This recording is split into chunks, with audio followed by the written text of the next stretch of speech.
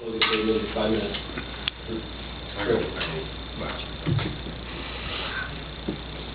with you, Mr. Tubbs. Why should the voters in your congressional district vote for you? Excellent question. Why should you? Well, let me start with what I said earlier. George Miller has been a congressman for this district for 35 years and done some good things for us. I am not taking any of that away from him.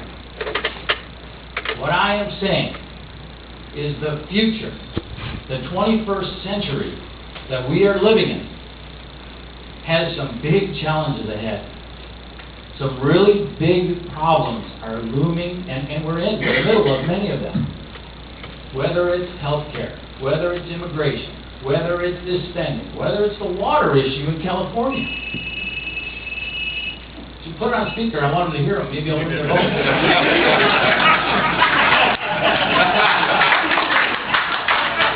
All of these issues have been building over all this time.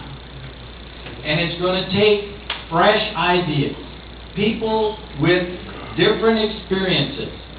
Because what's been working in Washington for the last several decades, helping some things, but not addressing the looming issues that we have before us. We cannot keep doing things the same way that we've been doing them. These big spending ideas that take more of your tax dollars, add up to more deficits, are not going to work. I talked about it. We've been on the Niagara River, and it's been calm, it's been nice, and our leaders have been saying, keep going this way, it's all good. The problem is there is those waterfalls ahead, and we're going towards them. And we need leaders in Congress that recognize that and are willing to take the bold steps, bring in the new solutions that have worked elsewhere. I have done this budget philosophy that I talked about in the military, in my small business, and in my family. It works, and it will work in Washington. It's having the will to say no more spending on this stuff. It's having the will or the energy and the creativity to say, here's a better idea. Here's a way we can get this done and do it cheaper and better. This is the 21st century. We can get it done. Folks, why you should vote for me is because, yes, I'm a Republican. I have no problem telling you that.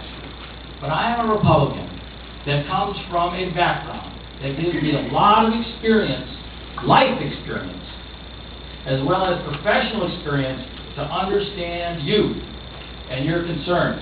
I am a normal guy with some extraordinary experience. And so when I go to Washington to represent you, I am going to be fighting for each one of you in this room. These people, I love them, I know them, lots of them here. I feel the same way about you. And I will fight for you and for what's best for you. And we'll disagree on some things, absolutely. We will disagree on some things. But you know where I'm coming from. You know that my number one priority is to put our financial house in order so our children have the same opportunities, the same American dream that I got to live.